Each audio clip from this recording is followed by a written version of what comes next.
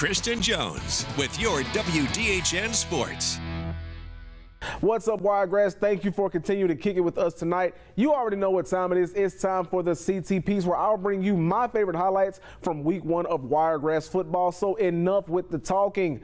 Coming in at number 5, we take a trip over to New Brockton, where the Gamecocks are taking on the Slocum Red Tops. And after giving up a one-play score, the Gamecocks looking to respond. And on 4th down, Wesley Creel with the bunny hop pass, and he connects with Connor Lucy. And this Gamecock is running like a chicken with his head cut off, as Lucy is gone down the sidelines, and the Red Top defenders can only watch as they get left behind on this touchdown. Coming in at number 4, we got the Houston County Lions facing off against another member of the Big Cat family with the Graceville Tigers, as the Lions coaching staff draws up this run play to the left outside, but Lions running back Zykevius Neil Culver says, nah, I'm going to do my own thing. He quickly notices the congestion on the left side and takes a complete 180, bouncing it out to the right, but there is nothing but green grass for this young man as he comfortably carries it in for the Houston County score. And what do you get when a Wolf decides to take on a Golden Tornado? Well, you get my third best play of the week. We got the Dothan Wolves hosting the Monroe Golden Tornadoes with some Thursday night action. And with his team down big, Dothan QB Sam Broadway, he knows he needs to provide his team with a spark, and he did just that. Immediately after taking the snap, Broadway quickly finds Daniel George down the field, who makes an amazing catch, and it's lights, camera, action from here. George using that track star speed that I just never had, and he makes his way into the end zone for a Dothan touchdown. And for tonight's runner-up in this week's CTPs, we head back over to Columbia to check out the Houston County Lions.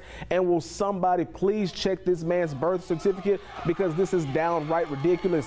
On this play, Lions quarterback Amarian Jackson, he keeps the snap for himself and leaves the defenders in the trail. But you always got that one guy trying to be a hero, and Jackson makes him pay, looking like a mini Derrick Henry.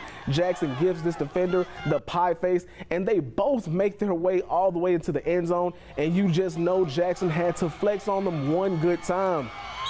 But before we get to my top play for week 1 of Friday night action, I think it's important that we highlight this play. We got the Daleville Warhawks and the Florala Wildcats matched up against each other, and check out Daleville's Javion McLeod.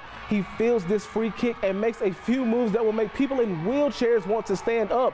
This kid was moving around like a human joystick, and I know what you're thinking. How could this not be the #1 play? Well, that's only because McLeod was unable to score the touchdown. So what play could have possibly beat this one out? Well, how about Wicksburg's very own Colt Dickerson doing essentially the same thing? We got the Wicksburg Panthers taking on the Geneva Panthers, and while he may not have been as shifty as McLeod, Dickerson flips the field 3 different times, something I only wish I could do, and he flexes his muscles, throwing off multiple tacklers before a key block, shout out to the lineman by the way, is able to spring Dickerson in for a touchdown.